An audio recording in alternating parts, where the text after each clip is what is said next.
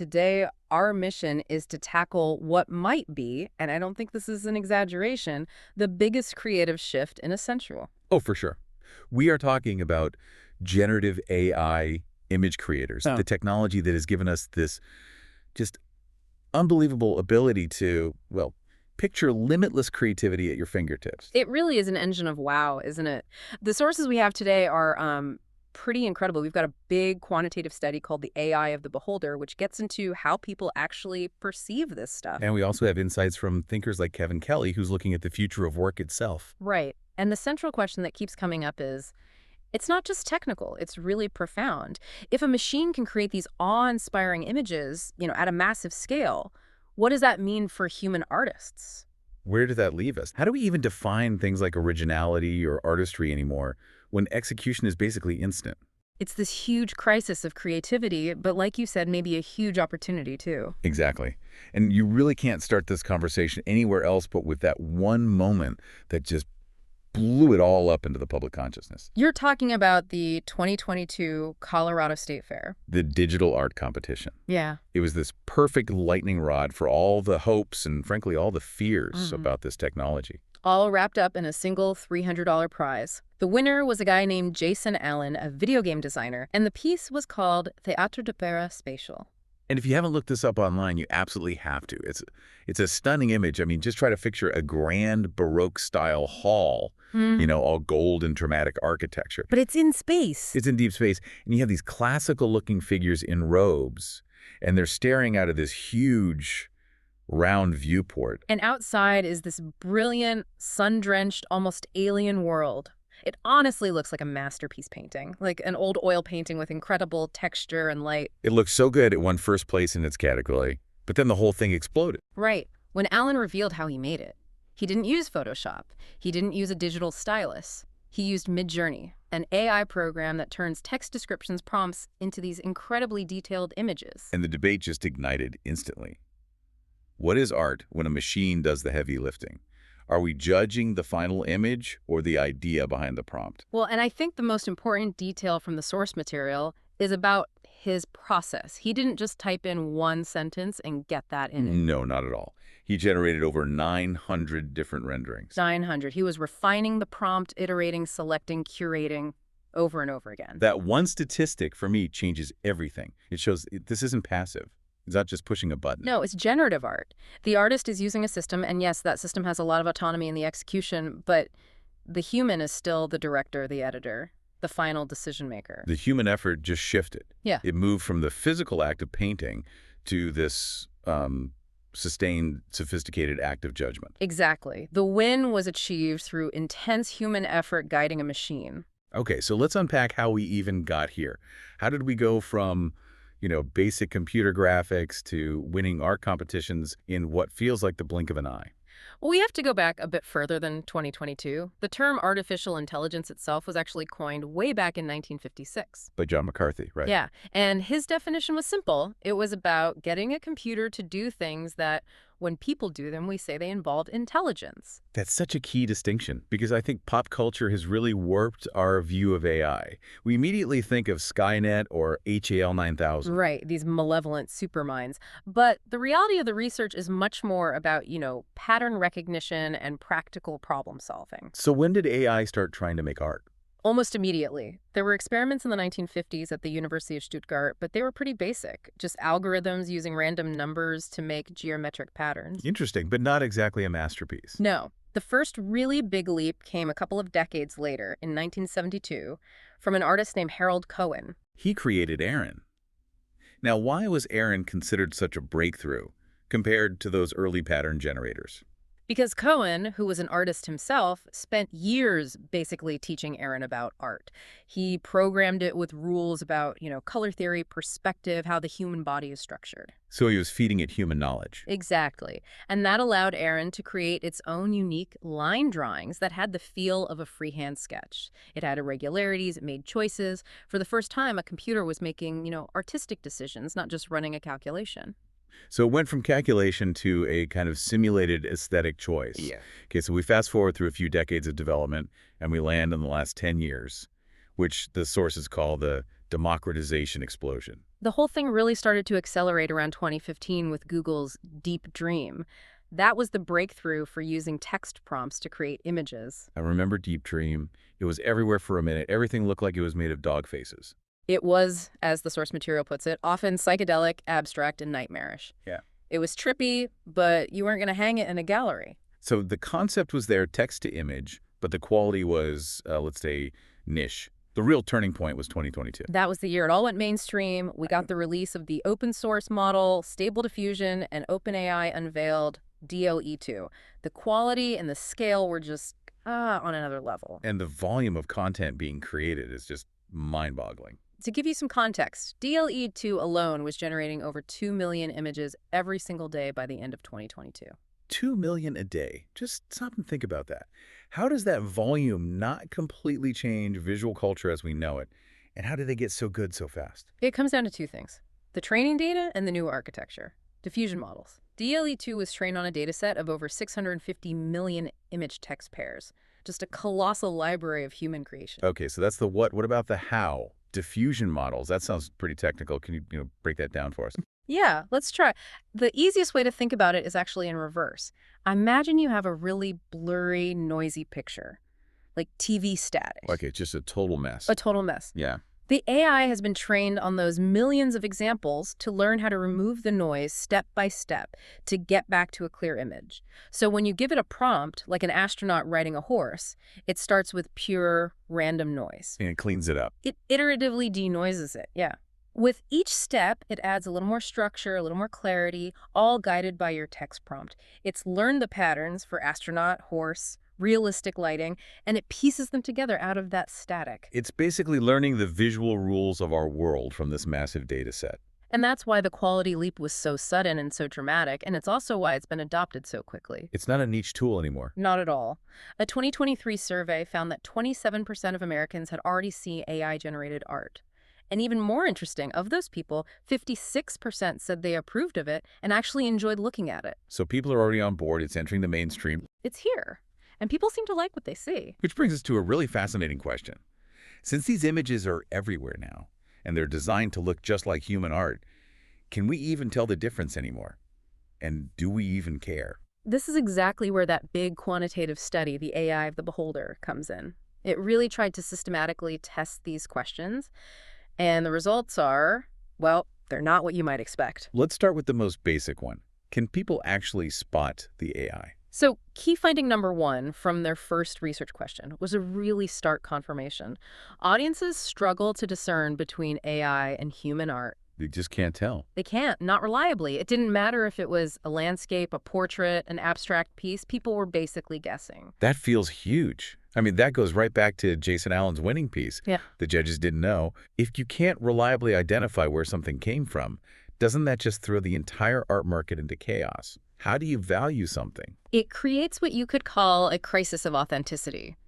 If the only thing that separates a human work from an AI work is a little label and not the visual quality itself, then the value of human skill and time is immediately called into question. So we can't tell the difference. But the study went deeper, right? Did people have a preference, even if they didn't know what they were looking at? They did, and this is key finding number two. Despite not being able to identify the source, participants generally showed an aesthetic preference for the human-created art. Ah, so there's an inherent human bias. Seems to be. They rated the human pieces higher across the board on things like composition, emotional expression, how well it communicated an idea. That makes intuitive sense. We value the story, the struggle, the human intention we assume is behind the work, even if we can't see it. That seems to be the default, yes. But this is where the study gets really interesting. They found what they call the experience paradox. The experience paradox. Mhm. What's that? They divided the participants into two groups: those who had never used an AI art tool, and those who had actually tried playing with Midjourney or DL themselves. The people who had hands-on experience with the tools gave significantly higher appraisal ratings to the AI-generated art than the people who had no experience. Wait, really? So using the tool makes you appreciate the machine's output more. Why would that be? The data showed a statistically significant difference. And the thinking is, it's a huge psychological shift. If you've never used it, you might see the AI art as, I don't know, a cheap copy. a fake. Right, something that required no effort. But if you've actually sat there and tried to craft a good prompt, you realize two things. First, it's actually really hard to get a great result. It takes skill. And second, you feel the power of it. You feel like a collaborator. So you go from feeling like the machine is a thief to feeling like the machine is your superpower. You appreciate the craft of prompt engineering, and that makes you appreciate the final product more. It seems so. It suggests that as more and more people move from just being viewers to being creators with these tools, the overall public appreciation for synthetic art is going to rise. A lot. Okay, there was one more big finding from that study about style. Did people prefer AI art that looked like a traditional painting or something that was more digital? This was key finding number 3, and it's so telling. Participants rated the AI-generated art that had a distinctly digital aesthetic significantly higher than the AI art that tried to perfectly imitate a traditional painting or drawing. That is completely backward from what I would have thought. The big selling point of these tools is that they can mimic Van Gogh or Rembrandt flawlessly. It seems that people have this subconscious bias where they want the AI to, stay in its lane. They appreciate it more when it embraces its digital nature, when it creates something hyper-real or surreal or something that you couldn't have been painted by hand. So when the AI tries to fake the brushstrokes and the canvas texture, something in our brain flags it as an imitation, and we value it less. It feels like an authentic digital piece is valued more than a high-quality forgery of a traditional piece. Fascinating. So this all leads to the next huge, urgent question. If the machine is now doing the actual making, what's the artist's job anymore? That's the billion-dollar question, isn't it? And Kevin Kelly, the founding editor of Wired magazine, has a really clear take on this. He argues AI won't replace artists. It's going to change their job description. He says they shift from being a maker to being a director, an Well, impresario. Exactly. He has this great analogy of AI as the ultimate intern. It does all the rote work, the repetitive tasks, the stuff that would take a human thousands of hours. It frees us from the tyranny of execution time. So we can focus just on the idea, on the vision. But Kelly also points out the big weakness of AI. He calls it the wisdom of the crowd middle. Meaning it's trained on averages, so it produces average results. Exceptionally good average results. It can create things that are statistically pleasing, perfectly composed, but ultimately kind of generic. It gives you the perfect average of everything it's ever seen. So the human job that's left is not making. It's judgment. Judgment and taste. It's knowing which one of those 900 renderings is the one. It's having the vision to push past the acceptable result to find something truly original. That curation, that refined taste, that's the irreplaceable human skill. And this idea really helps tackle the fear of economic displacement. Kelly uses another great parallel, this time about librarians and the invention of Google. Right. He talks about how in the 80s, finding information was a specialized skill. You had to hire a professional librarian to run searches on these complex, expensive mainframe systems. The act of searching itself was a high-value task. It was. Then Google came along and just commoditized it. It made that pass free and available to everyone. The job of searcher disappeared. But librarians didn't disappear. Their job just changed. Their job evolved. It moved up the value chain to curation, analysis, helping people navigate the information. And Kelly's argument is that the exact same thing is about to happen to formulaic creative work. So creating standard product photos, basic logos, stock images, that kind of thing. All that lowercase creativity is likely to be handed over to the AI intern. And that forces human creators to focus on the higher level, conceptual, truly unique work. Which means the new critical skill isn't painting or drawing, it's giving the machine the right instructions. It's prompt engineering. And that is absolutely a new specialized skill. It's like learning a new language, a new grammar for talking to the machine. And the research shows it is not intuitive at all. The studies found that beginners can write a basic descriptive prompt, a cat on a bench. Sure, but they lack the specific vocabulary, the prompt modifiers, to get a truly professional-looking result. The machine needs more than a description. It needs artistic direction. You mean things like specifying the lens, the lighting, the art style? Exactly. An amateur asks for a fantasy warrior. A pro asks for a fantasy warrior dynamic pose rendered in the style of Frank Frazetta, 8K, volumetric lighting, trending on ArtStation, Octane render. You're feeding it a whole lexicon of artistic and technical terms that the average person just doesn't know. And that's how the professional leverages their existing expertise. Their knowledge isn't obsolete, it's just applied in a new way, which is why these tools are best seen as creative amplifiers. They support human creativity, they don't replace it.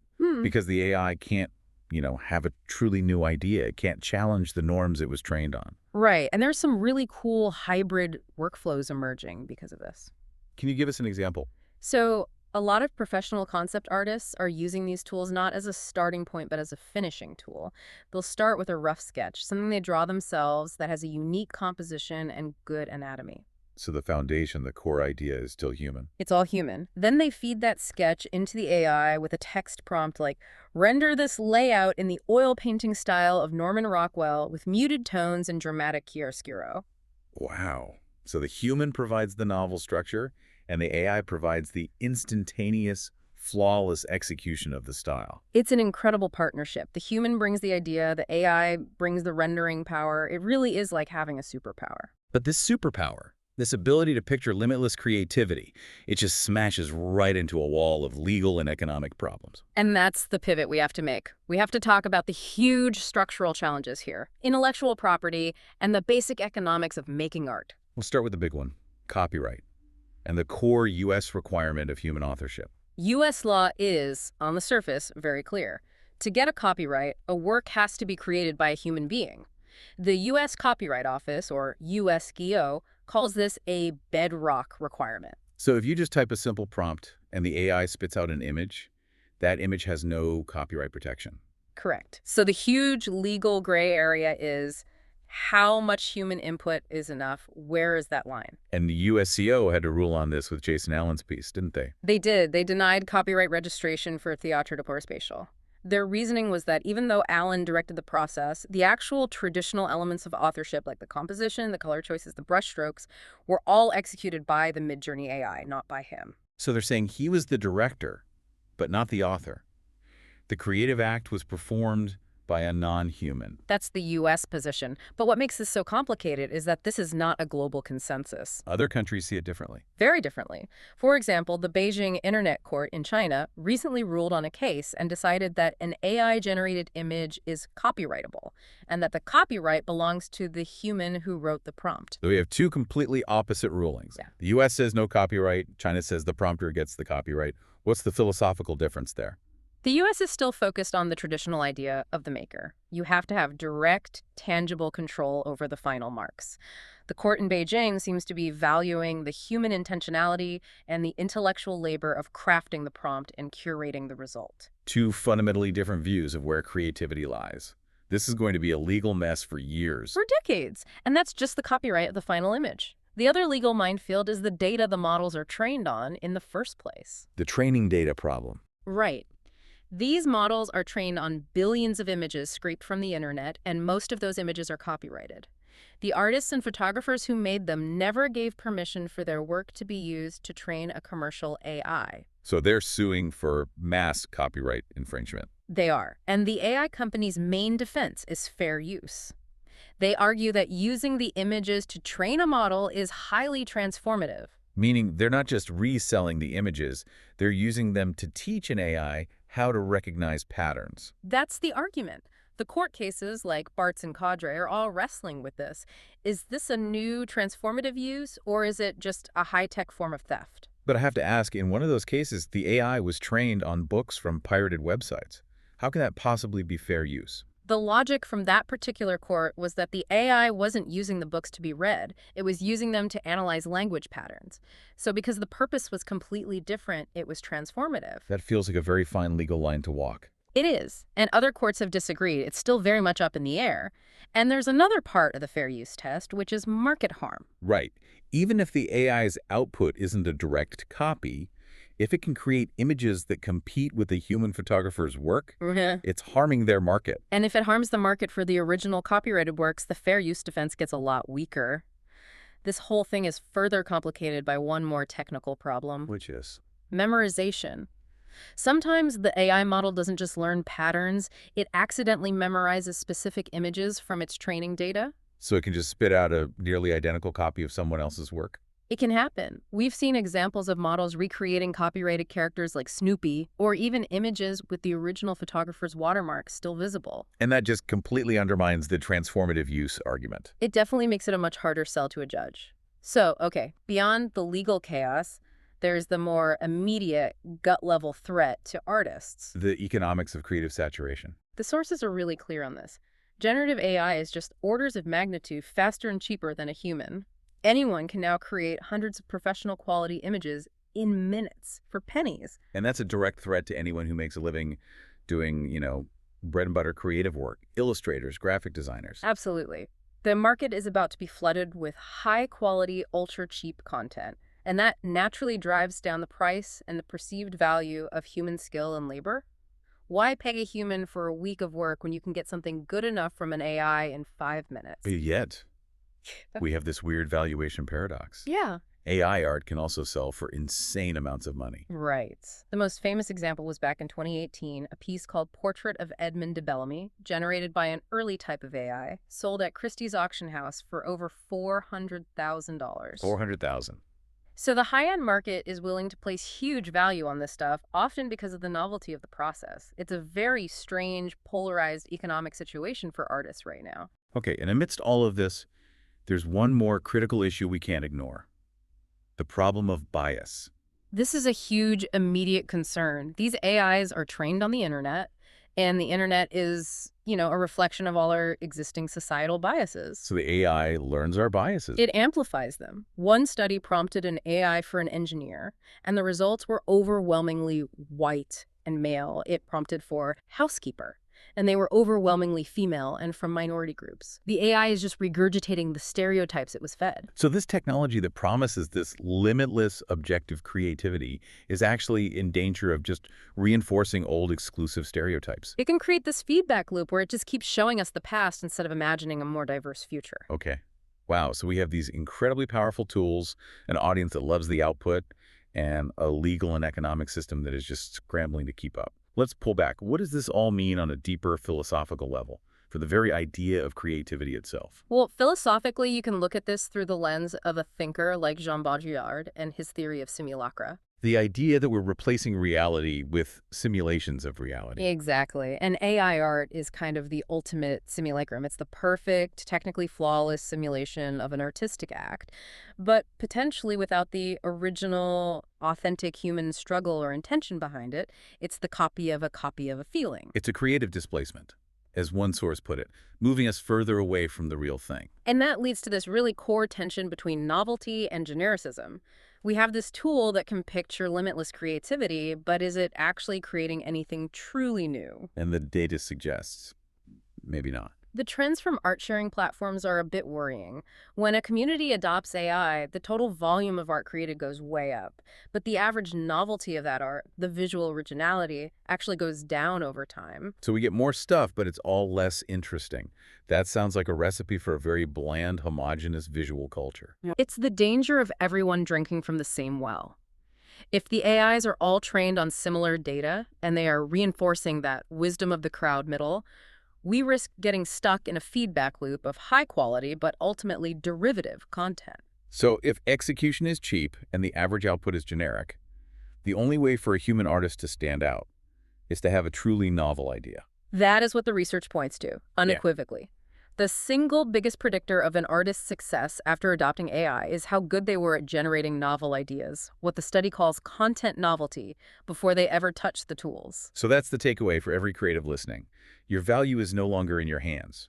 It's in your head. It's your ability to conceive of something genuinely different. Your value has shifted entirely to ideation and curation. The ability to come up with a wild concept and then the taste to select the one output that perfectly captures it. The idea is king now, not the execution. Now, in the middle of all this anxiety, there was one really positive finding, wasn't there, about democratization? Yes, and this is a fantastic counterpoint to all the doom and gloom.